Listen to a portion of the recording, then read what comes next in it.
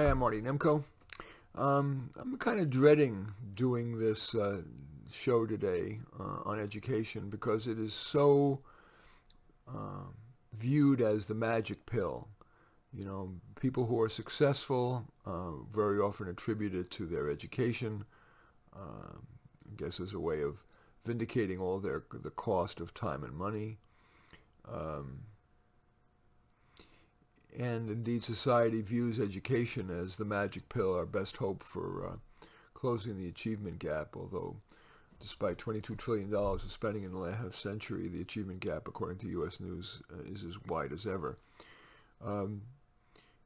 And many people, if they're really being honest, when they think about all the time and money that they put in to education, how much they remember, how much it really did make them a better person. Apart from, we know that the piece of paper is a credential that can open career doors, but it's an awfully long time and big expense to simply justify based on the fact that it's a career door opener. I would argue more for employers being a little more circumspect and wise about choosing who they hire rather than relying so much on degrees and whether there's a designer label diploma on the degree. And indeed, studies of, for example, freshman to senior average growth in those critical areas that college is supposed to specialize in, that is critical thinking and writing, shows that over a third made zero growth between freshman and senior year,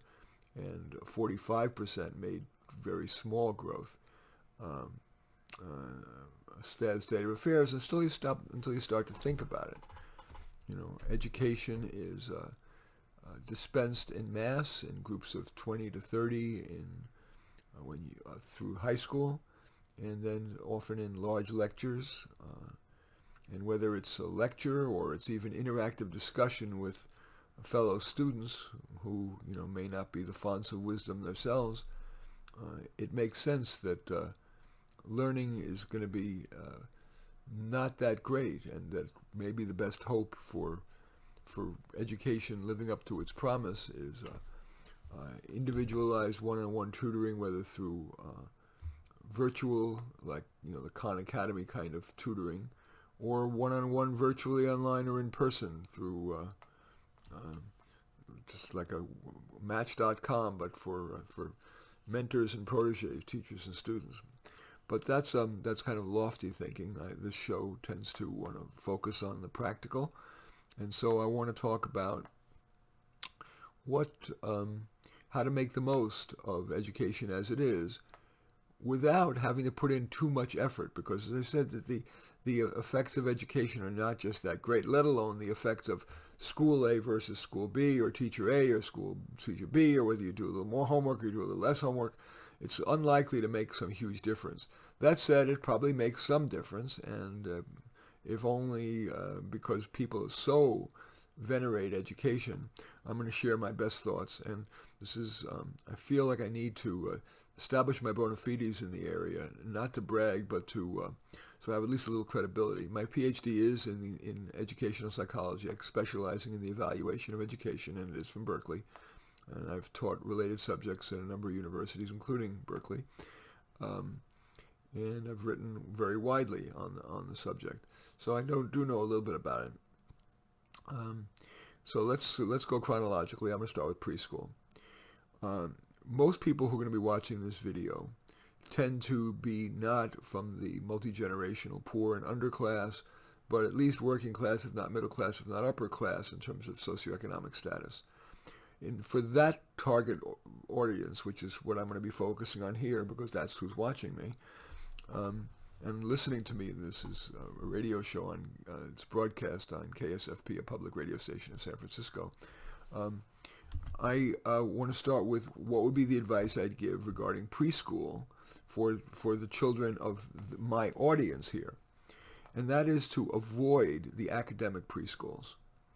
So much kids, the reason that many like Head Start programs and other preschool programs are focusing so much on academics, because there's such a deficit that the social engineers are frantic to try to compensate for the deficits that those kids have, and so they want to start them early. But for you, for most of you who are watching this or listening to this, the wiser thing to do would be, and the more developmentally and more fun thing to do, would be to choose a preschool not that is academically oriented, but one that is play oriented. Kids, when they're at preschool, they're not so much into social interaction with each other. They're in a solitary parallel play. But where the teachers are nurturing, they don't have to have the biggest credentials or the fanciest facilities. What counts is the people. I would much rather have my child in a yucky building with good teachers than with yucky teachers in a good building. So don't worry about swimming pools and fancy equipment. Kids can make their own play. They do pretend. They fantasize. What you want is a safe and nurturing environment. Not a lot of yelling, but where there's a lot of one-on-one, where there's, especially with young kids, it does help to have, a pretty high teacher-student ratio, but not overly prescripted curriculum, where the kids are allowed to play and explore, and there are opportunities to play and explore, and where the children are basically, nice to each other or in parallel play rather than mean. There's always going to be some, but that's what I'd be looking for in preschool and childcare. Above all. So now let's turn to the next step, which would be this elementary school. So in elementary school, what I would want to focus on, again, I'm not a big fan of academic rigor. It seems a little ironic, and I have a PhD from Berkeley. But especially, kids are being asked to grow up so fast, especially in elementary school. I'm much more interested in a place with warm, good, interesting teachers who are committed, and kids who are nice kids, good role models, and are not so challenging to the teacher that the teachers burn out. So, if I'm visiting a school, and it's worth doing, you don't need a PhD to do this, but peek into the classrooms. Do the kids look content? Are they involved? Are they engaged? Would you like to be in that class? And of course, not every teacher is going to be the best, and it doesn't have to be. Your kid's going to be all right. But generally, is the tenor of the school one where the kids seem happy to be there, content, engaged? Teachers seem to be happy to be there. It's interesting. And on the playground, sure, there's going to always be a bully or whatever, but is the general tenor on the playground kind? They could be very active and competitive and playing basketball or whatever, but is it generally a kind place? The kids seem to be getting along, enjoying each other. That's, in the end, as corny as it sounds, more than test scores. And although what I've just described probably correlates with high test scores. But I'd be focusing more on geographical convenience. And very often, by the way, you can, even within your public school district, choose from among the different schools in your district. And if you don't get it because they say it's going to create racial imbalance, you can often find an appeal as long as you have a legitimate basis for the appeal that can sometimes work. You want your kid in a place that will be comfortable for him or her to spend 6 hours a day, 5 days a week for 178 school days a year. It's really important for school not to be an unpleasing place. If your kid, through your genetics and through your upbringing and through his peers, is reasonably capable, your kid will reasonably live up to his or her potential, even if the curriculum is not super rigorous. I'm not saying it should be laissez-faire, do whatever you want necessarily, but where the primacy is on, pleasure. And that can include, by the way, the arts, which are very much getting undersold today. I love to see these little elementary school productions of plays. The kids are alive. They're beaming. My granddaughters are in plays, and although the play was crappy, to be honest, they were so excited. And when you think back on your own elementary school education, if you had the opportunity to be in a play or in an orchestra or whatever, aren't those some of your better moments? Or if you played sports, if there was a team at your middle school or whatever, and you were on the team, aren't those the vivid memories? How much do you really remember of the academic curriculum, let alone the ratcheted up Common Core curriculum today that focuses so much on really, it strikes me as arcana, especially the math. They really do make kids learn things like calculating the area under the curve of a parabola in like the fifth grade.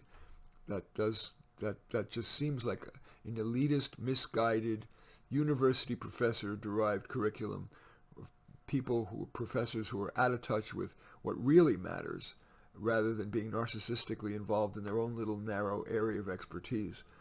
I don't like that at all. I want to talk a little bit about choosing your child's teacher.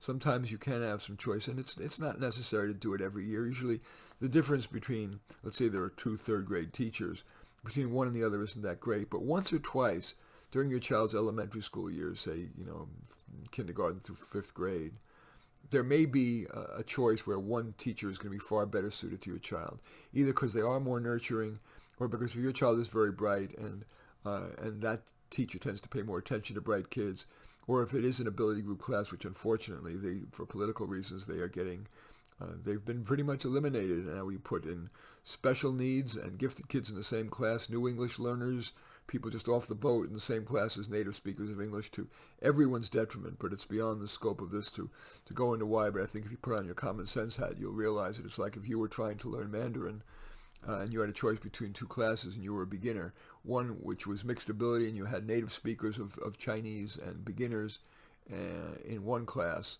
and the other it was all beginners. I think you would learn more in a class of beginners and would not be intimidated by the native speakers of Mandarin who were speaking a mile a minute. So unfortunately, for political reasons, they have pretty much abandoned ability group classes, especially in the elementary and even in middle schools. But there still are some teachers whose hearts and minds are with brighter kids, which again, disproportionately, you who are watching this video are going to be in that category or listening to this podcast or broadcast. So, in that maybe once or twice during the elementary school years where it really could make a big difference, that's when I do suggest you do make the one-time effort. Notice to go see the principal. Notice I'm not asking you to go and volunteer in your kid's classroom and run the bake sale and get active in the PTA. Today, so many parents, especially middle-class parents, are working full-time, and full-time is getting longer and longer, that it's unrealistic and unnecessary, for the reasons I outlined earlier, to get that involved in the school. But certainly, one of the most potent things you can do is, A, choosing the school, and we described that earlier, and then also, in those 1 or 2 years during the elementary school years where it might make a real difference, make an appointment with the teacher.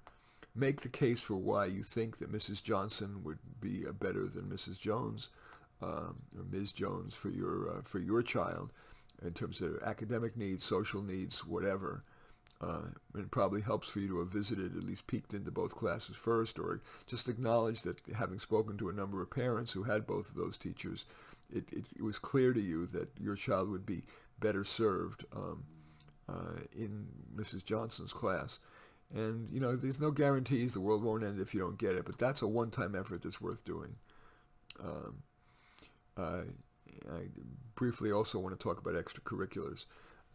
Education, of course, is only part of the equation. Two things I want to say. Actually, before extracurriculars, I do want to talk about hyperactivity. There are studies that show that kids who are deemed by teachers and parents to have ADHD, attention deficit hyperactivity disorder, about 80% of them are, quote, helped with Ritalin. And I'm agnostic on this, and most of the literature says it's worth doing, at least worth a trial. But sometimes the reason for a kid's boredom, and now I am speaking personally, the reason for a kid's hyperactivity is the curriculum is boring, especially in a mixed ability class. If you've got a bright kid, the kid is stultified, sitting there as they go around the room, listening to each kid take his turn, struggling with the cat in the hat, while a brighter child could easily be reading more, the Handmaid's Tale. And so that's going to make kids who have a predisposition to be active into hyperactive. And it strikes me as a cosmic injustice to accede to a teacher's recommendation that your child be put on Ritalin, which is an upper. And while I am aware that the medical research does not show long-term negative cardiovascular or other effects, it doesn't make sense to me, and the older I get, the more I rely on common sense, that taking an upper for the rest of your life, or even for a decade, can be good for your longevity. It also, if you're going to stop by taking the drug to mask your native personality, it militates against your working to deal with your personality. I was fortunate to have come of age at a time when Ritalin was not the norm, and labeling of hyperactivity was not the norm. And so, while I still remain somewhat hyperactive, by not being on the drug, I didn't have that effect, whatever physiological effects of taking essentially methamphetamine constantly. I didn't have the sleep disturbances, whatever sequelae come from that drug. And I had to learn somewhat on how to manage my hyperactivity and not be a total reject. So while some kids may well benefit from Ritalin and its various derivatives, do think 3 times, certainly if you've got a bright child, and see if really the problem is the teacher's failure to accommodate to your kid's brightness. Briefly about extracurriculars. There is sometimes this notion that every kid needs to be exposed to, music and soccer and art and ballet and gymnastics and whatever, and religious training. Look inward and really try to. One of the great rules of parenting in general is for all of us, is build on strengths. Ask, what is your child's natural tendency? Sure, give him a few piano lessons or whatever, especially learning to play by ear. If he's learning to play by ear naturally, that's great. Maybe continue it. But if it's painful and struggling and he or she is hating it, drop it. Build on strengths. The athletic kid should be doing more athletic stuff. The graceful might take ballet lessons or whatever. Build on strengths rather than remediate weaknesses. You are listening to How to Do Life. I am Marty Nemko.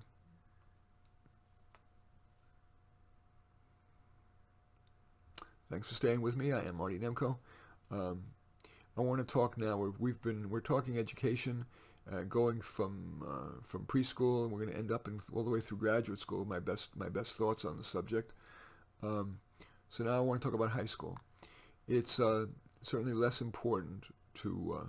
It's perhaps more important again to have your kid in a school with his or her peers, intellectual peers, social peers, nice kids.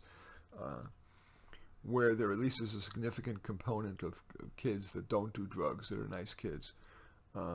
Unfortunately, especially with legalization of marijuana, drug use is rampant, and it's, of course, especially devastating to the teenage brain, whose brain's not formed. It can create permanent deficits in motivation, memory, IQ, even increased risk of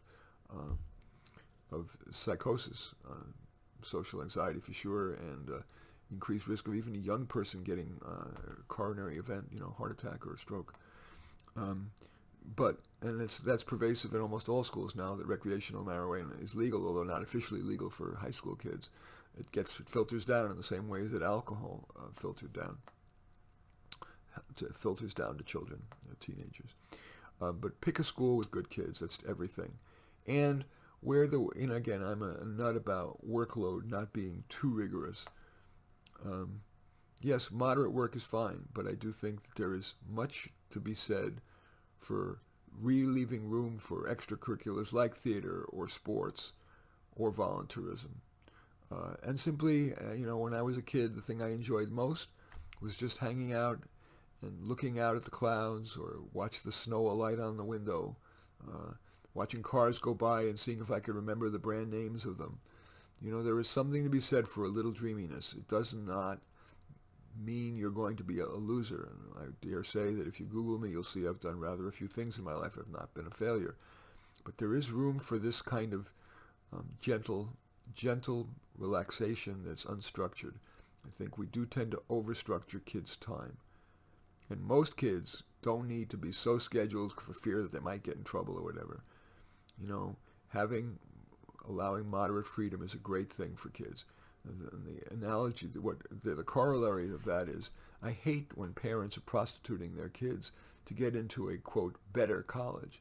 Ironically, the better colleges generally have worse teaching, because the professors at the, quote, better colleges get their reputation as being better from their research productivity. And so the professors are hired and promoted largely based on their research productivity. And if their best skill is research and they're rewarded for research on some cutting edge thing, they're actually less likely to be a great teacher of undergraduates teaching what undergraduates need to know. And so this prostituting of a child to get into a Berkeley or a Stanford, or let alone a second tier, less designer label,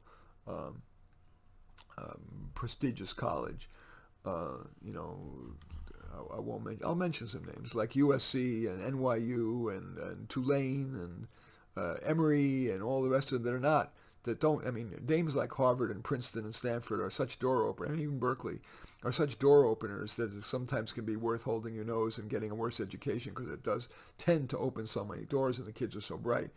But I also see kids prostitute themselves who have no chance of getting into a Stanford, so they can get into a USC, and they'll get up at 4 in the morning to do crew where they really don't give a crap about crew, let alone getting up at 4 in the morning. Or they end up serving soup to the homeless because they think it'll look good on the application, and they'll take the SAT 4 times. That kind of prostituting yourself is not only a sad, it's wrong and doesn't yield sufficient benefit to justify the effort, but it absolutely teaches you your kid the wrong lesson, that it's worth prostituting yourself for some goal. No one's saying you need to be, it's my way or the highway, but a measure of moderation and not fully prostituting yourself for a designer label is one of the wiser parenting messages you can give to your kid. That said, there are some kids who get so swallowed up. And another example is taking all the advanced placement courses. So many kids, to try to look better to the colleges, will load up their schedule with advanced placement classes, which are really hard. They're college-level classes. They're not meant for high school kids. And so the kid sits and struggles and maybe gets an A, maybe gets a B, whatever. But it's not age appropriate. It's not necessary. A moderate workload. Focus more on your child if he or she has a chance, trying to get into good teachers' classes. But of course, it's less critical at the high school level, because at the high school level you only have the teacher for one period, perhaps only for one semester. That's what I want to say about high school. Colleges, I've already given you an intimation of my views on that. I do believe that community college, even for very bright kids, is the most underrated option of all. It is not only is it the cheapest, but because they don't do research at community colleges, the faculty is hired and promoted based on how well they teach. The whole raison d'etre is teaching students, and there is a full range of extracurricular activities. There even are ways, if your kid is really very bright, there are rigorous classes. You can be sure that the philosophy class, even at a community college, is going to be more rigorous, say, than the introduction to art or introduction to American culture. So taking the more rigorous courses, there may be leadership opportunities. There may be an honors program. So certainly starting at a community college can be one of the wisest things you can do for your child. And living at home, because so often 17, 18, 19-year-olds really are not that mature, and you put them away in a college in a dorm where all the other kids are away from home for the first time. And indeed, they can be it can be a hothouse for bad behavior that you really don't want. Drug abuse, unwanted pregnancies, not studying, fooling around too much. Another year or two under your watchful eye, generally doesn't hurt at all, and may help a lot while saving you a ton of money.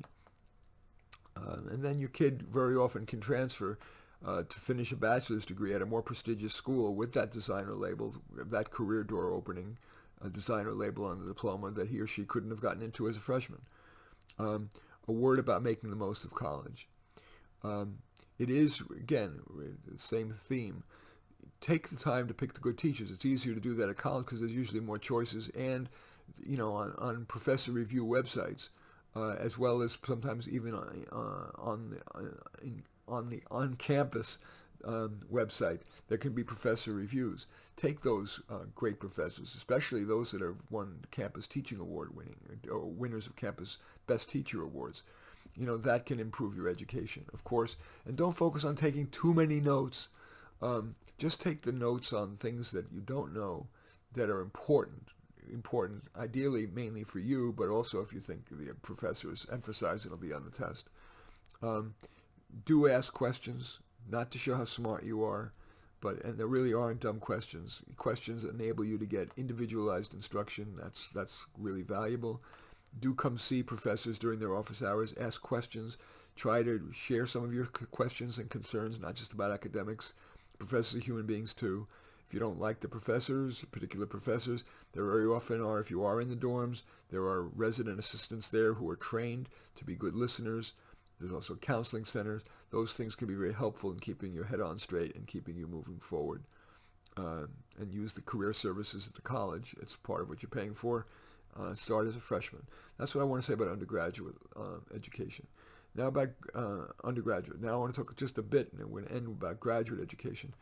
Of course, there are some fields you pretty much have to go to graduate school to be licensed, whether it be a doctor, usually a lawyer, although in California 7 years of apprenticeship under a licensed lawyer can allow you to take the bar without going to law school, but very few people have the self-discipline to do that. But in other fields, like in business, an MBA is, yes, employers, because it's a nice colorblind way to judge people, will often give brownie points to people who have an MBA. But they also quietly in their heart of hearts know how often that MBA education is theoretical or using case studies that deal with Walmart or Boeing that don't have a lot of relevance to the day-to-day work in the companies or nonprofits that the employee is working for. So it may often be wise to forego the $100,000 or whatever on an MBA, for example, and instead attend what I call UU. Find a mentor or two, do some independent reading, even if it's just Google searched articles on what you care to learn about. Take notes on what you've learned that's important. Watch YouTube videos, go to a professional conference, learn on the job, take notes, and then when you're applying for a job and competing, say, with MBAs, write a letter that explains that you made a choice. You thought you would learn more of substance rather than sizzle by doing your learning at UU rather than at State U or Private U. And maybe attach the document that shows some of your major learning. And that can often be a way to save a lot of money and get more practical learning outside of graduate school. And I think that's all I really want to say. You're hearing perhaps that my tone of voice is a little bit more low-key than it usually is, and that's because I'm feeling sheepish in being so kind of not cheerleading about education. I wish there was more to cheer about. It is an incremental good thing, but it's not going to change the world, how great an education you get or not. But hopefully some of these ideas will help you. In any event, I want to end the show as I always do by reminding you that we find comfort among those who agree with us, growth among those who don't.